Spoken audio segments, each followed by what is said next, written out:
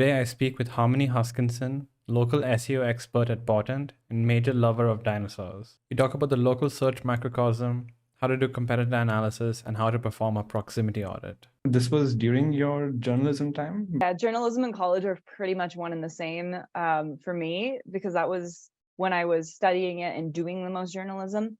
And so that was my honors thesis that for college that I wrote about nerd culture.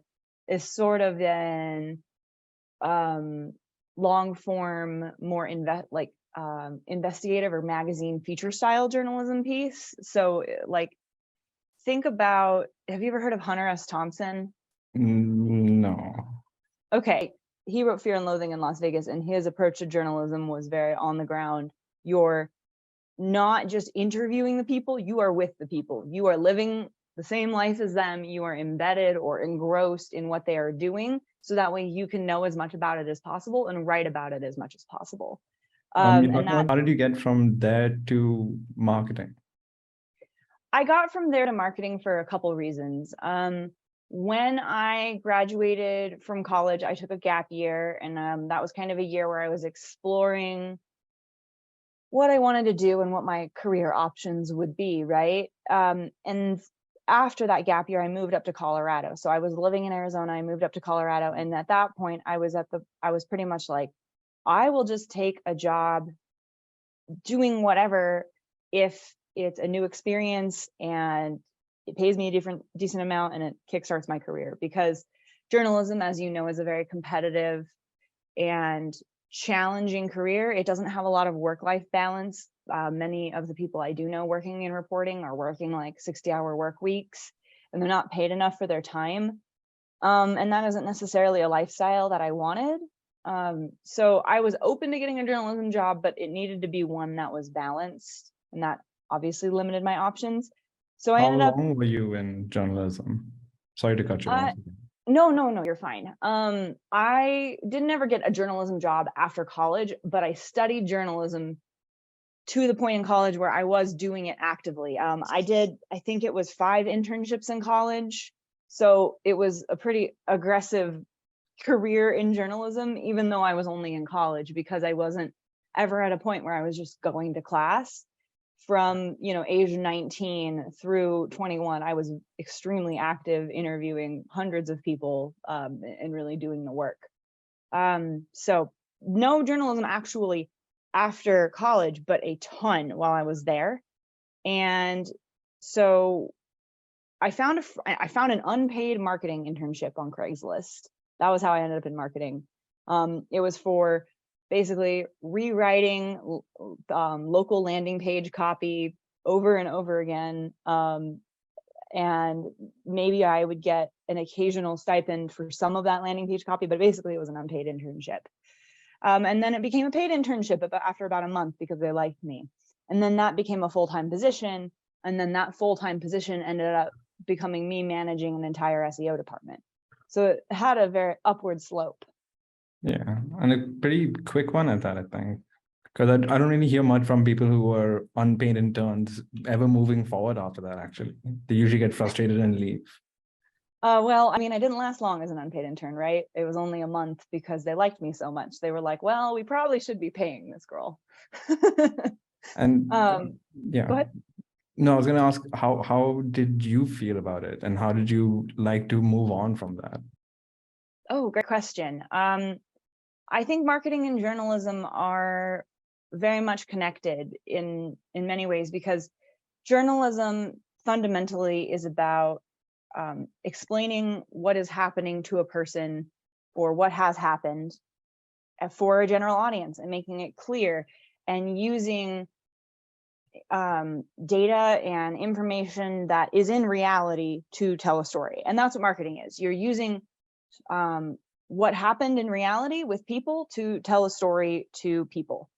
So they come from the same fundamental space, in my opinion, because there's a strong mixture of data and storytelling. So you felt there was like a natural progression to doing this? Yes, I did. How did you zero in on the local SEO part of it? The agency where I started working was primarily a local SEO agency. They accepted all types of clients, but local SEO was most commonly the type that came to our agency, because the agency where I was working was one of those agencies that provided more affordable services for people. And so that naturally attracted a lot of small businesses. And generally speaking, many small businesses are local. So I would have these businesses come to me, and they would be based in, Houston, and they would say, I want to rank in Houston proper, but maybe they're in a suburb 10 miles out of Houston, Pearland. And if you want to rank for Houston dentist, but you're 10 miles from the Houston city center, I learned the hard way that those people couldn't rank. And I had to tell small businesses when they could rank and when they couldn't. And that's a big deal for a small business that's using, even though it's not a big budget in our eyes, right? It's like they're paying like $300, $400, $500 a month. Even though that's not a big budget in the eyes of a marketer today, that's a huge budget to them, because they're a small business and they're, barely hanging on, and they're trying to get established. So I'm on the line because I really need them to trust me, and I really need to give them something that will work, because if it doesn't, they lose everything. Like, this is an all or nothing situation with small businesses. And so I very quickly learned what did and didn't work in those hyper local environments. And this was all at the start of your marketing journey, the first company that you were at, the first agency. So how things change now at Portent, and how different is it, or is it similar just on a larger scale? I'd say it's pretty different. There are different types of agencies out there, right? So Portent is a more enterprise level agency. And what that means is Portent is an agency designed to go as in-depth as possible with a campaign. And if you're working with Portent, you're receiving kind of the most in-depth, comprehensive services that you could receive. Whereas my previous agency was more about getting the job done with kind of a basic SEO framework that we knew was effective, like we knew it worked, but we didn't have the resources due to the more limited affordability to go to the same level of depth as Portent. And what that means for me in my career is I've been able to, at Portent, learn a lot more of the in-depth SEO elements and some of the more advanced technical elements that I didn't really have the bandwidth to be able to provide for clients at my previous agency. We kind of already know what exactly SEO might be for most agencies and marketing companies, but how different is local SEO, and what exactly is it, so people know what the importance of it, first of all, and what exactly it entails? I know it's a long-winded question, but I think basically, what is local SEO and how do you do it? Sure. Yes, what is local SEO and how do you do it? That is a big question. And what makes it different from what we could call enterprise SEO or national SEO? And what makes local SEO different is essentially a pinpoint on a map. You are in a specific location serving local customers, and you are appealing to a very specific portion of Google that is localized. So what that means is your target market is a little bit different. Your target market is coming from a very specific place rather than anywhere. You don't care where the customer comes from. So then that is where we go into how does local SEO work? Because we have to target and adapt our campaign to appeal only to that local market, only to those people who will actually make you money. And the process of appealing to that local market is different from the process of appealing to just anyone, anywhere. And that's when we get into the really interesting stuff in local SEO. And that's where a lot of my articles come in, and even my US agency award comes in, because what is local SEO? Basically, I've defined it for you. It means coming up with a local strategy to appeal to people locally. But the way that you can do it is I think can be a little bit different depending on who you talk to, just like SEO at large. And in one of the articles that you mentioned, you have actually broke it down brilliantly, because I was reading it today, just trying to figure out what exactly I could ask you questions on. You brought up the local search microcosm in the article itself, and there was a diagram that kind of explained it as well. It mentioned the internet, Google, topic, location, and keyword. Could you go more in depth about the local search microcosm? Yes, yes. I'm glad that you brought that article up because I'm very passionate about it. I think that There's going to be that a lot more article, questions on that article, because I really tried my best to study it. It's really also written really well done. We'll put a link to it so that people can read it too. It's perfect to find out more about local SEO.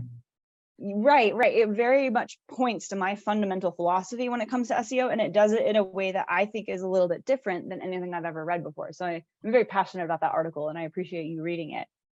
It's a pleasure. Have you? Yeah, I'm honored. Have you ever heard of the video or the concept of powers of 10? I talk about it a little bit in the article, but it's very interesting and it relates to the article. It's how I want to open up talking about this. No, I think I might have brushed over it though. Could you elaborate? Yeah. So there's this article I watched in physics class, not an article. There's this video that I watched in physics class in high school.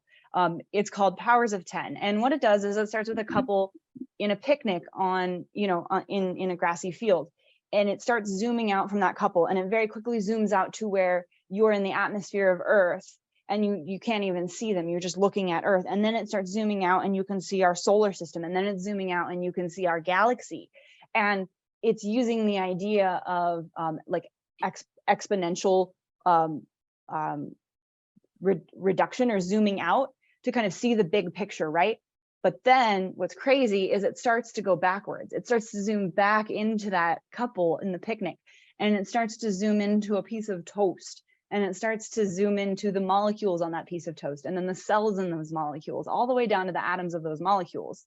And that is kind of how I pictured my article about the local search microcosm, because you should look at local SEO not as just one thing to do or one set of keywords, but as sort of a system of layers as part of sort of this big holistic whole, and whole, W-H-O-L-E, and you can zoom in on the different layers of that whole kind of as necessary and as part of a larger, more comprehensive strategy. Does that make sense, or could I clarify any of that?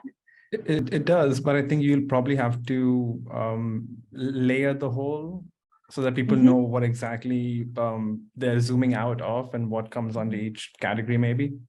Yes, that's where I was going to go next. I just didn't want to ramble at you for too long. So no, by all means, now, before I got into the layers of the whole, I wanted to make sure everyone was with us. So hopefully y'all are there. So let's start to zoom in on the local microcosm and these different layers and how they kind of come together as a whole. So first, at the very top, like, we're going to go as zoomed out as possible. That's where we're going to start out. We're going to start out looking at what's the biggest picture possible here. That's the part where you're looking at the galaxy. We have the internet, like the whole internet, the Berners-Lee, like the thing that was invented in the 90s or even preceded, by the ARPANET. That's a big thing. Everyone's on it. And where does your site fit into the internet? If you're a local business, well, you have a website, first of all. So good job. You did that. That's kind of why you need me. You hired me. And let's make sure that website works. Let's make sure that it's functional and it can actually be on the internet. Because when I was at my last agency, unfortunately, small businesses are a very common target of security hacks and vulnerabilities. So if you don't have your website locked in and functional, so it needs to have the right nuts and bolts. It needs to load properly. It needs to have people need to be able to see the information on it. People need to be able to see the information on it, and it needs to be safe for people to access. So that's why we have web developers, right? But this is where SEOs and developers really come together, is at this internet level. So then we're going to zoom in from internet to Google. Do you mind Using an example, actually, sorry, my bad, for a small business that could possibly have this website made up. And then throughout the entire thing, we can just continuously go back to that business itself. Yeah, as that works for as an me. example. Small business and you're an HVAC company and you need to provide your heating and cooling services locally to, let's say, I'm going to keep going back to Pearland, Texas, which is a specific suburb of Houston. It's just a suburb that I was looking at before this interview. So you're based out of Pearland, Texas. That's about, I think it's 8 miles out of the center of Houston or something like that. And you have a website for heating and cooling in Pearland, Texas. And we need to make sure that your website works. We need to make sure that it has the right security set up so that way people won't hack it. We need to make sure that it's up to date. Keeping your server up to date is important. We need to make sure that it loads properly. This is where some of that Core Web Vital stuff comes in, but really that's sort of Google's perception of how well it loads. At the end of the day, you just need to have a working and functional website. Web developers in some ways are kind of like doctors. They're the doctors of websites, and you need to make sure your website is healthy and functional. And I think if you don't have the means for it, you can always hire out a business or an individual to do it for you. Yes, exactly. The process of building a website and maintaining it is a technical process. It's not, the layman isn't necessarily going to be completely aware of all of the technical elements of a server and a domain name server and all of these things that go into keeping a website up to speed. That is why we have developers. They're like doctors, they're trained, they know a lot of this technical information, and they can take much better care of your website than you can because they have that specialized training. Yeah, so what would be the next level of this microcosm? Right, so we've established that we have a working website and it is functional and we are good to go there. So now, how do we know if our website is on Google? This is where SEO comes in. So we've zoomed in from the layer of internet to the layer of Google, and Google is where a lot of the technical SEO comes in, because we need to, one, make sure that our website is functional on the search engines. So we need to make sure search engines are indexing and crawling it. This is when you have SEOs looking at a robots.txt file or looking at canonicals or looking at crawl rates. We want to make sure that Google is seeing your website. And then after we've confirmed that Google is seeing it, we want to make sure that Google is liking your website. So this is where the more competitive elements of SEO come in. So who is winning in search results and why? This is this idea that Google is choosing certain websites on search results over others, and SEOs should be looking at that and sort of this Google ecosystem. So first we have this internet ecosystem of functioning websites. Now we're in this Google ecosystem of websites that want to be on Google. Basically, are they working for Google and why?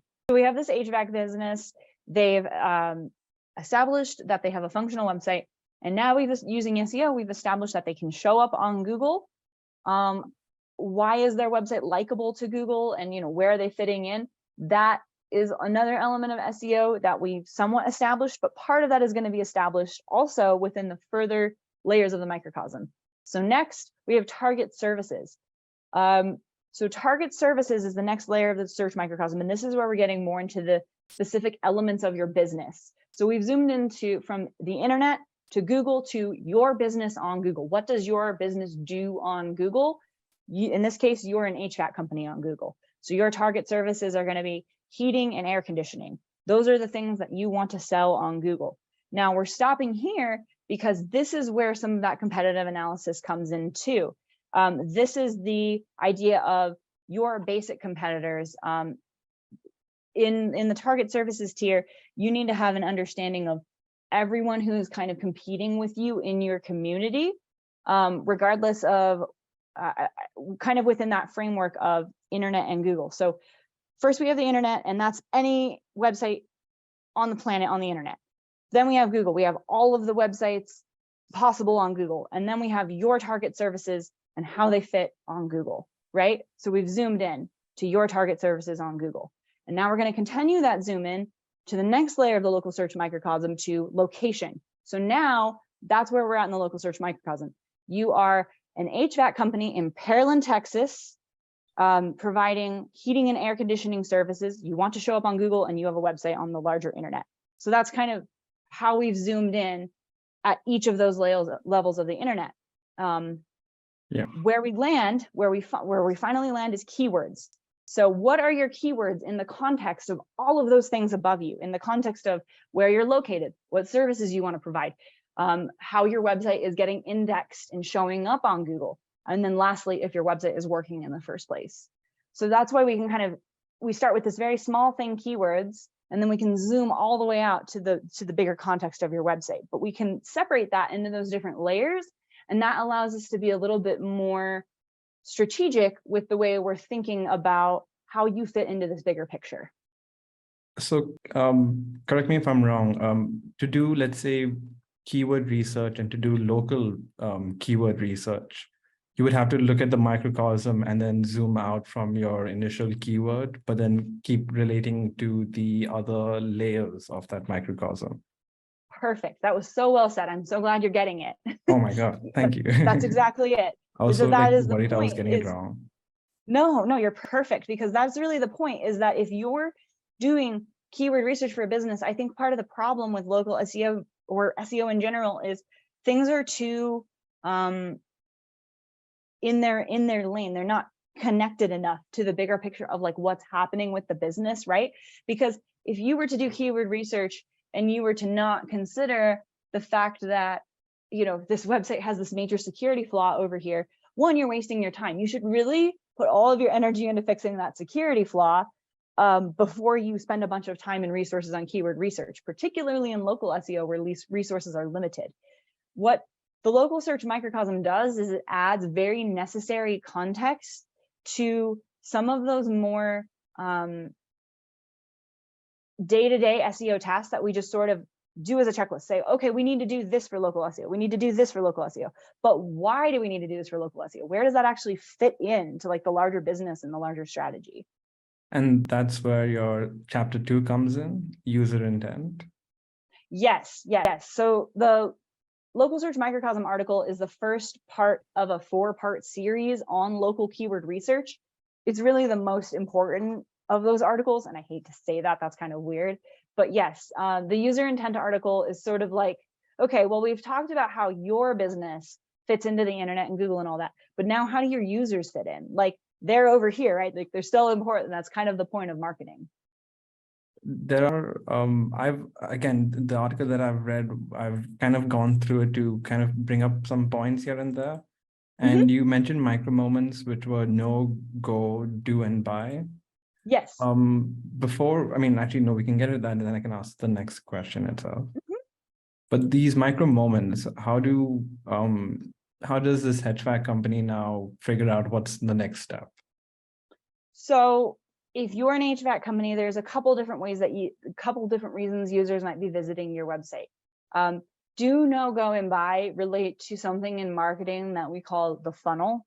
And it's not a perfect concept, but it's this idea that there's more top of funnel intent, like that would be a no query. So that would be, I want to just like know about how my air conditioner makes the air cold.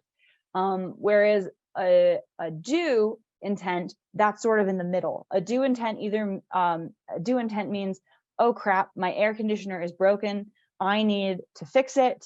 How do I fix it? Now that could turn into a go query. That could turn into, oh, I really can't fix this air conditioner myself. I need to hire an HVAC company, right? Or that do query could just end up being your handy dad fixing the air conditioner.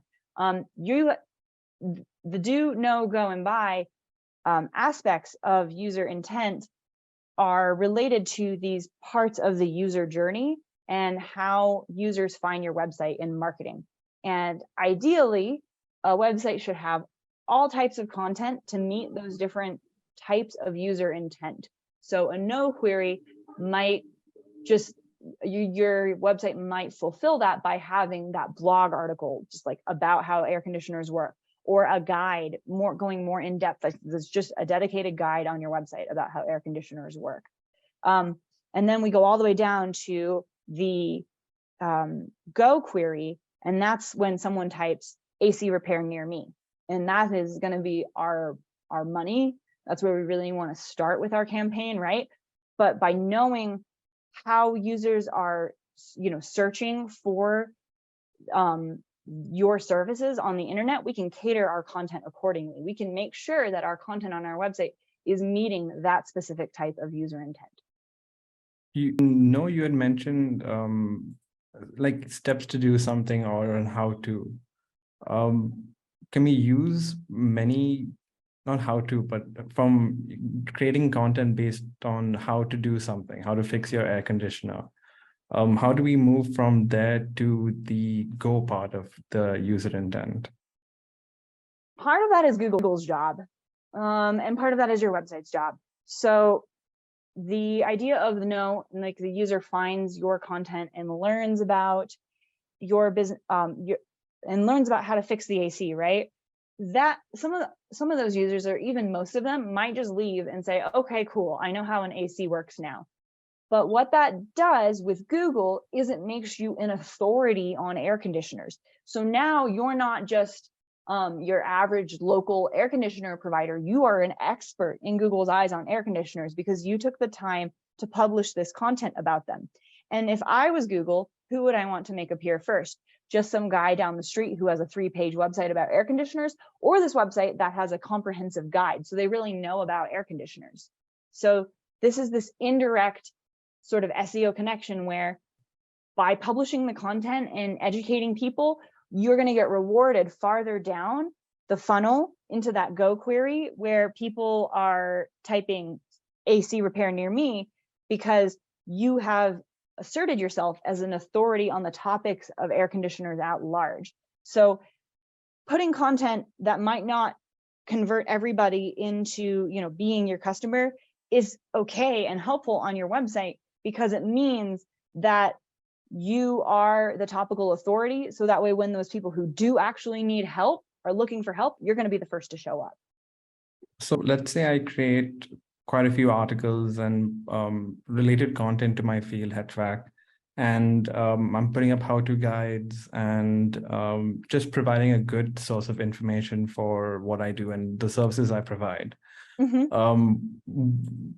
I'm trying to do a kind of a leap over here. Should it be a wrong step to then consider myself the best in that field and then start portraying services and, let's say, ads that way, saying that you want the best HVAC services, come for me, or come to me, I meant? That is a great question, and that is where some of the off-page SEO comes in. I'm gonna talk a little bit about my upcoming article now, because I think this is actually a good time to bring that up. I have an article coming out on search engine land in 1 to 2 weeks, so maybe by the time this is released, somewhere around there. I'm surprised this might actually come out this week itself. Yes, exactly. That would be great. So we'll see if my search engine land article comes out around now or a little bit after that. But the article that I wrote is about types of local links and how to get them. And so how does that relate to your question? Should this company say that they're the best at what they do, explicitly, and tell people that, is that dishonest? Is that the right thing to be doing? Well, rather than saying that you're the best, you should show that you're the best. And that is what I talk about in my new article on search engine land with off-page SEO. My article is called Types of Local Links and How to Get Them. And it's focused on the different ways that you can get local links for your local business online. And one of the ways that you can get local links is by submitting your company for local awards. It kind of seems like a no-brainer, but you would be surprised by the amount of businesses that just get so in the weeds with running their company that they don't stop and look around for these awards opportunities. And by not putting resources and attention into these awards that could get you local links and also local recognition, what you're doing is you're selling your business short. Submitting for local awards and being recognized as the best, neutrally by like a third party is a great SEO strategy, because rather than just saying I'm the best, you've shown that you're the best with this third party company, and you've also started an initiative to make your business better. Because let's say that you find this local award and you don't win. Now, no one likes losing. That's obvious, but losing is also an indicator of how you can do better, right? And if you truly want to be the best local HVAC business, there are going to be things to take away from that loss to improve in your company and then eventually win that award. If you're truly a small business that's like invested in its betterment, then your SEO is going to come along with that. Besides in a local award, would you say Google and other reviews can also help increase local rankings? Yes, reviews are another what we would call trust signal. So awards are a trust signal with Google, basically indicating that these third parties have said that your company is good to work with. Reviews are kind of the same thing, where users are talking about their experience with your company, and Google wants that information as part of EAT. EAT is this concept in SEO called expertise, authority, and trust. Google has published material on it significantly on its own website and in something that SEOs review very closely called the Search Quality Rater Guidelines. I'm in a little bit of a rabbit hole here. There's a lot to talk about there, and I don't want to go down too deep of a tangent. But what I'm trying to say is that reviews help because Google looks at those reviews. There was actually a study that was published recently. I was on November 7th, and it was from Joy Hawkins at Sterling Sky. And it found that the number of reviews directly affects your local rankings. And when I say local rankings, I'm talking about your Google reviews on your Google business profile and the things that people are saying on that Google business profile. So what the study found is that it was specifically on a business that had, I think it was something like 7 reviews total. So that was all that the Google business profile had. And then when they went on this campaign to improve their reviews, and when their reviews moved up from 7 reviews to, I think it was 15 reviews, the traffic improved by something like 30%.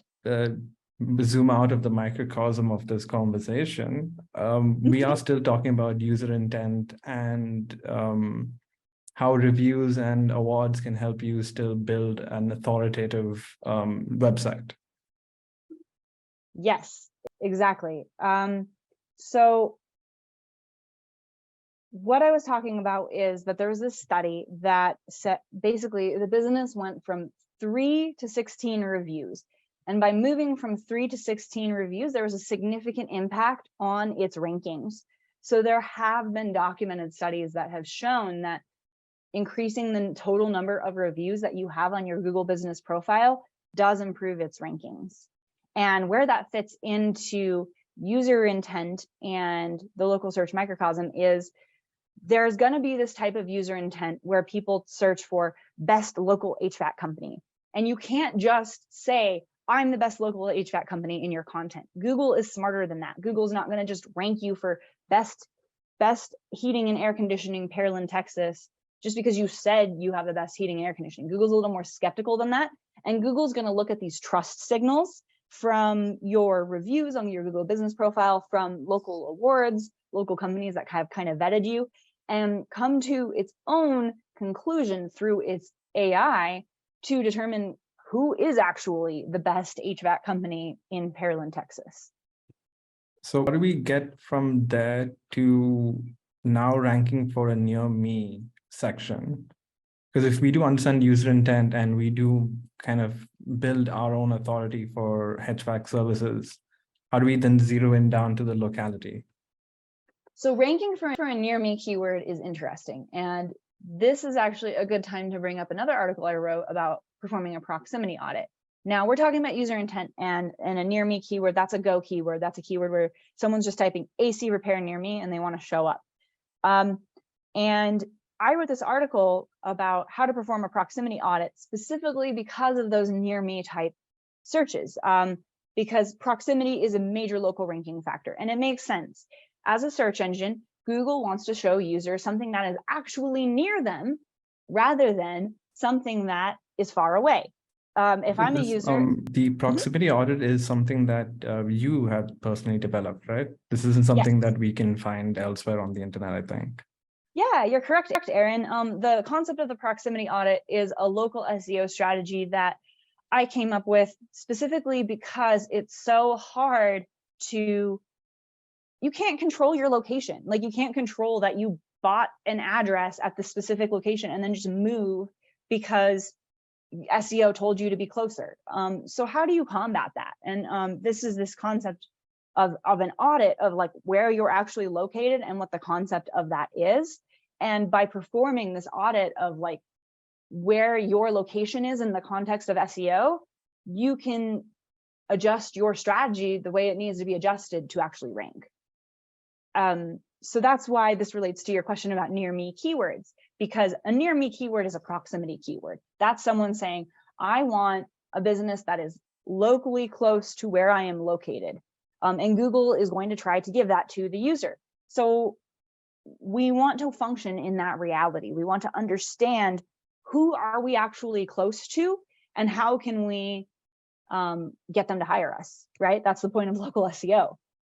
So that's where this proximity article, this proximity audit article comes in, is that we want to look at what our verified address is on Google Business Profile. That's the first part. So sometimes a business will be located in one place and want all of its business in a completely different place that's far away from where it is. Unfortunately, the point of a proximity audit is to tell you, hey, that's not going to happen. You are going to have to function in the reality of where you are located. There are a couple of ways around that with like location pages, but they might not be effective because at the end of the day, the way that Google determines where you're located is your Google Business Profile. In the context of local SEO, everything revolves around Google Business Profile and Google, the Google Local Pack. Because when you're doing local SEO, that's going to be the first thing that you see on the search results is those 3 results with the map, right? And the purpose of local SEO ideally is to get you to show up in that map location. Those are organic search results. So this is where this proximity audit comes in, is because you go back to where your verified address is, and you look at where your verified address is in the context of all of your competitors' verified addresses. And then you use that as sort of a reality check on, okay, if my competitor is 0.2 miles from the city center of the place that I want to rank in, and I'm 1.5 miles away, what do I have to do to beat that competitor who already kind of has this automatic advantage? It doesn't mean that all is lost. It just means that you might have to work a little bit harder and be a little bit better. And by understanding that, you can have a better idea of like realistically how long it might take to beat them. Because if you're 1.5 miles away, that might not be so bad because over here, there's this competitor who's 5 miles away, right? You're still in a good position to win, but that's what you need to understand is what position am I in to win? You've done a whole complete talk on how to do a proximity audit as well in the article. But you also made a template so that people can use it for their own purposes. Could you explain some of the things that are mentioned in the template and kind of maybe give a broader picture of how to do a complete proximity audit? Yes, I can. So also, I think technically we're still on the microcosm big picture. We're just diving a little bit deeper into the proximity audit topic.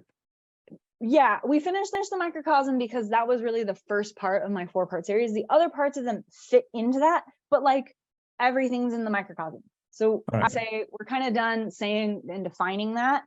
We're just at a point where, okay, we've defined the microcosm and now we have to live in it. And how do these different things fit into there? Okay. So we're good. But how do you do a proximity audit? So the first piece of that puzzle is what I was speaking to, which is your verified address on Google.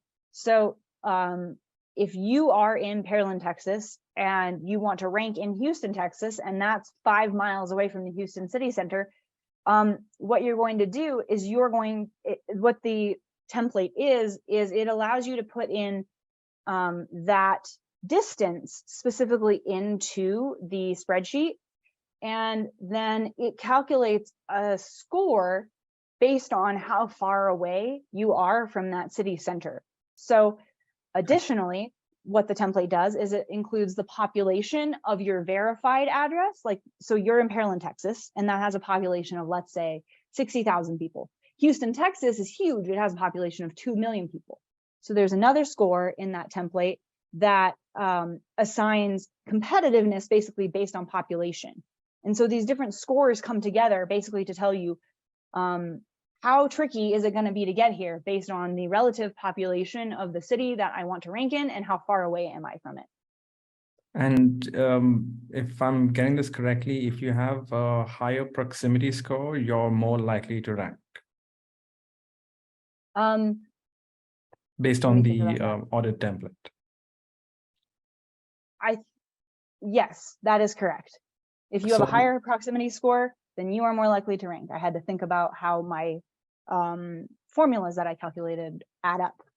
So if you are a lower proximity, what are the things that you need to do to cover up for that ground?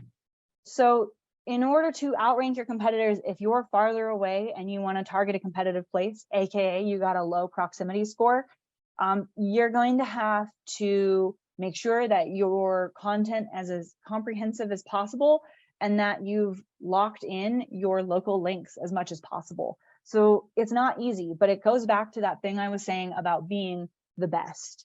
You need to prove to Google that you are so good, Google would rather pick someone from farther away than from someone who's a little bit closer. And the way that you prove that is by having excellent content that helps users as much as possible about your subject matter. So having that article about how an air conditioner works, and then also being the best dang HVAC company in your community. So that way it's worth it to have that extra distance to hire you. Okay, I'm not too sure if I can tie the two parts over here, but I had mentioned competitor analysis earlier, and we didn't really get into it before that. But do you think now is a good time? Because if there is another company, let's say, who is doing the exact steps to rank locally as you are, how do you make sure you're doing it one step ahead, or at least you're, doing your best? Right. So my competitive analysis article, what it talks about is, what is a competitive analysis? The point of it is to outrank your competitors, but the action of it and the process of putting together competitive analysis is to understand your competitors. In order to defeat your enemy, you must understand what they are doing and what they are about. So in your scenario, you said, okay, let's say that this competitor is doing pretty much everything that your business is doing. The first step is making sure that that is the case. So you're taking a deeper dive and actually looking at your competitors' entire sort of setup in this context of the local search microcosm. So I'm going to break down those steps now and what is entailed in doing a competitor analysis. So one, you want to compare your proximity to your competitor's proximity. This is like the proximity audit, but it's a little bit less in-depth. You're not filling out this template. You're not doing this sheet. You're just saying, okay, my competitor is farther away from the city center than I am, or my competitor is closer. Good to know. And then you're looking at how much work they did on their Google business profile. So you're looking at, did they optimize their categories? Have they uploaded posts a lot? Do they have a lot of pictures? Do they have more reviews than you?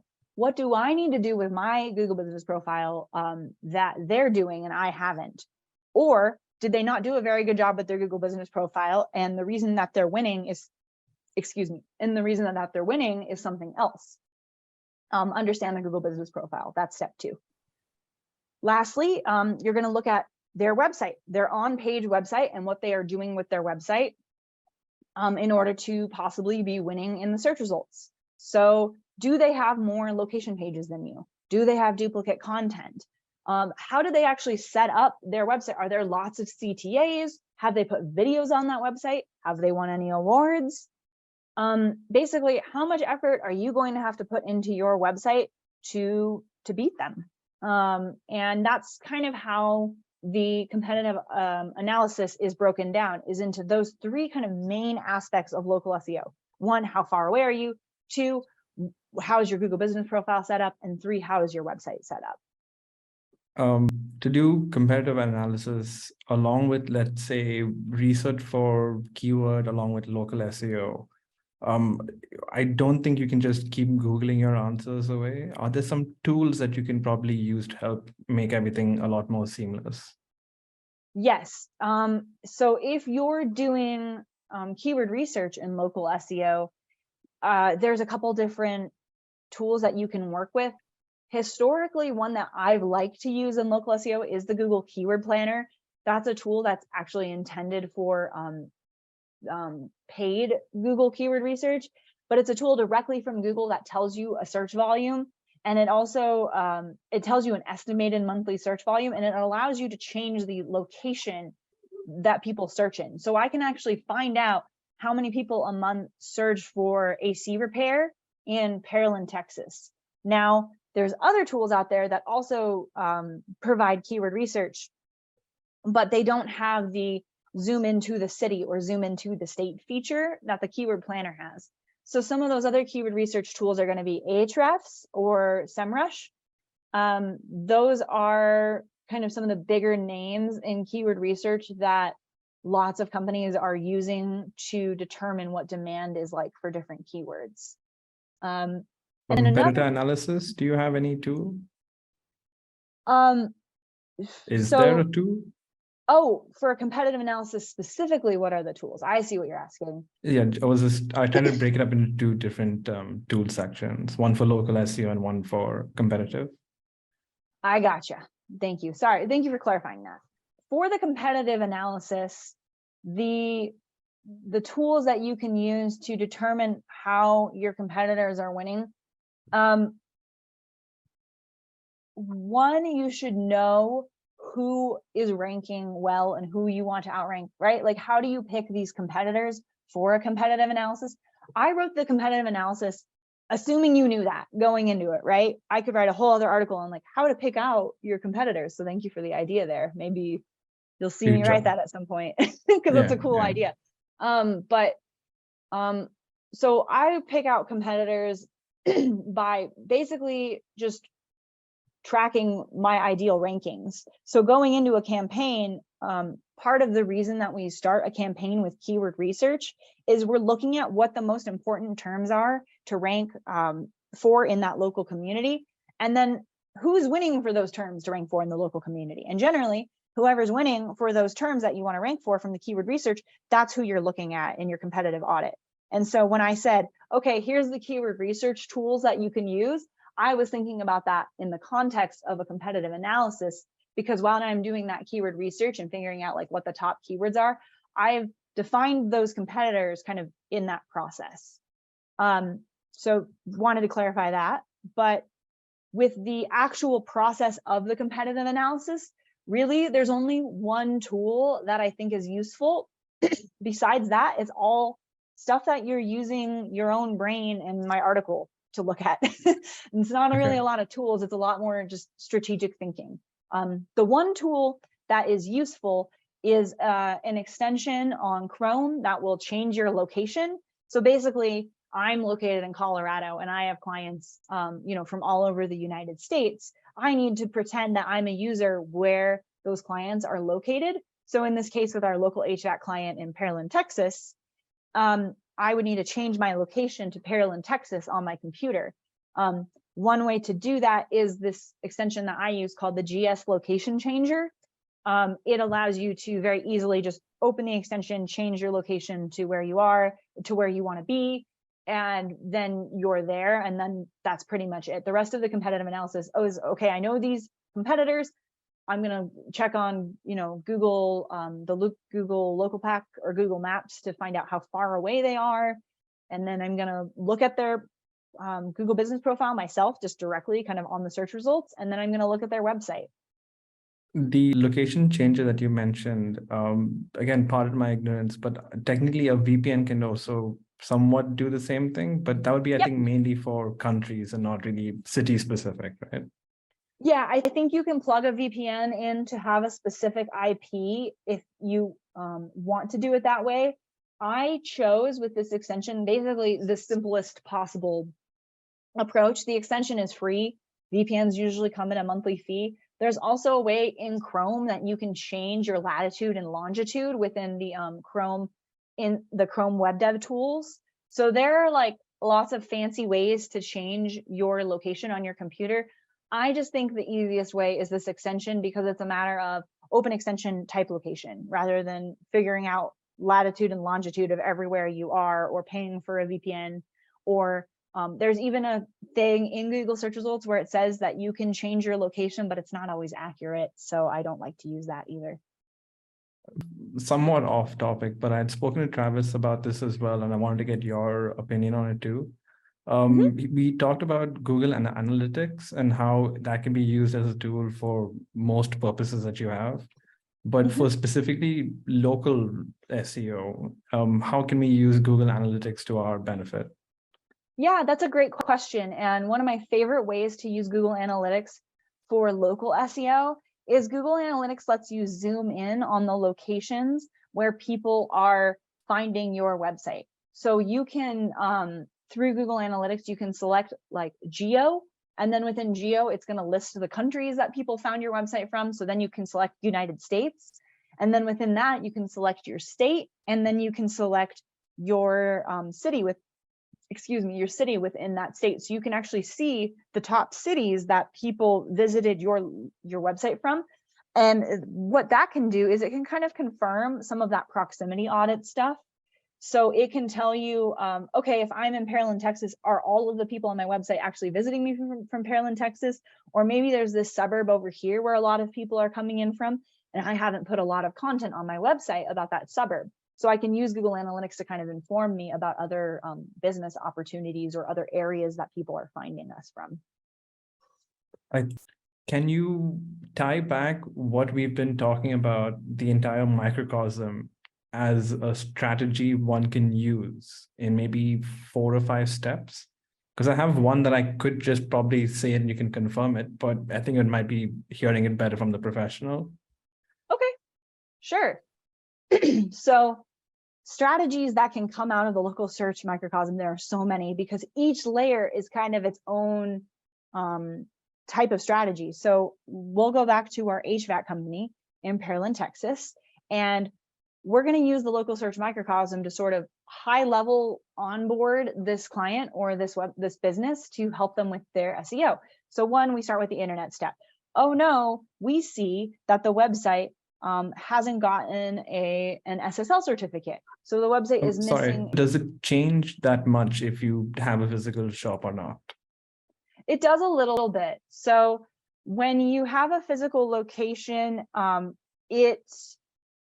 it makes you have just a little bit.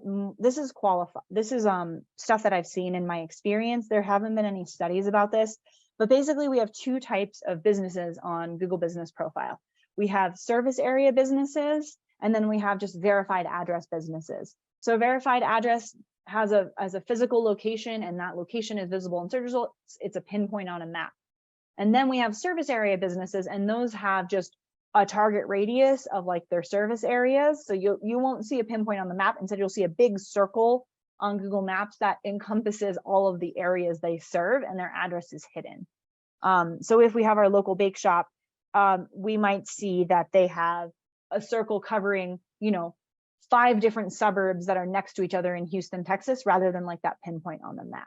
And to answer your question, does having the physical address help with rankings? It doesn't necessarily help with rankings, but what it does help with is Google knows with 100% certainty that you are a local business. Because one thing that has happened historically on Google Business Profile is there have been a lot of businesses that don't really serve local customers that have set up a Google Business Profile, and that is in violation of the Google Business Profile guidelines, the point of Google Business Profile and setting up a listing on Google Business Profile is to say that you serve customers locally. And if you don't, if you're just like an e-commerce, like online store, you should not have a Google Business Profile. And so Google has less certainty when you're a service area business that you are 100% authentically a local business. And so that can lead to some more challenges with updating your profile. Like you just have a slightly higher risk basically of getting suspended than if you have that physical address, because Google's just a little bit more suspicious of you, unfortunately. Okay. So then, are there different ways for someone without a physical store to rank in the local pack? And what are the ways to actually get to that stage where you don't have to actually have, a lot of physical effort to actually get to that point? Mm-hmm. The ways that you're going to rank when you don't have a physical address, fortunately, if you don't have a physical address, it probably means your competitors don't.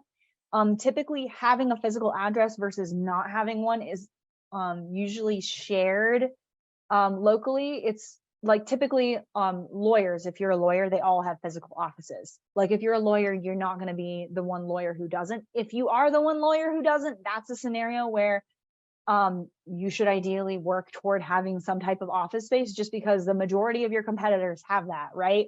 But typically, like with an HVAC company, or even this local, like with an HVAC company, most of them just kind of come to their customers' houses. They aren't going back to an office. The bread delivery service is interesting because there might be local bakeries that do have the physical address on search results, and maybe you're just a local baker who's like doing the local delivery thing. But you should, in order to win at SEO, you just need to understand your competitors, and you just need to be as good as possible at what you're doing as a local business. There's not like a strategy that you should have for a service area business versus a physical location. Really, the strategies are pretty much the same, because it's a matter of understanding what your competitors are doing and understanding your own business and website setup, kind of in that like context of the larger search microcosm. Because as long as you have the context, you have the tools that you need to win, if that makes sense. It does, but let's see if I can put it to the test. Yes. To answer, I think the question, how to do local SEO, you first have to identify where your business stands in the local search microcosm, which if by now the listeners don't understand what it is, you really have to read Harmony's article or go back and listen to the podcast one more time. After you, let's say, determine where you stand, you figure out the user intent based on what you're providing and your own goals. You do keyword research and local research to gather data about the demand in the market, let's say. I think there you can slip in competitor analysis and do more research and see where they stand and how they are doing. And after that is technically you repeat the cycle and continue going with each one of your products and services, right? Yeah, you summed that up really well. The one thing I would add is that somewhere in between keyword research and the competitive analysis, you might want to do that proximity audit. When we talk about the local search microcosm, that's sort of understanding, where you are in the context of like the larger internet and then your business and everything else. Location is one of those layers of the microcosm. And location is so important in local SEO because that's what it's called. It's local SEO. So if you have questions about where you're located and how that might impact your rankings, then it's a good time to do that proximity audit.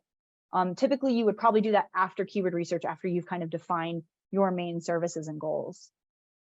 All right. I would say that's like an 8.5 on 10 then, right? What I mean, your summary of it? My comprehension of this entire podcast, I think. I think an 8.5 or a 9 is an excellent score. Yes. I'll take that. I'll take it.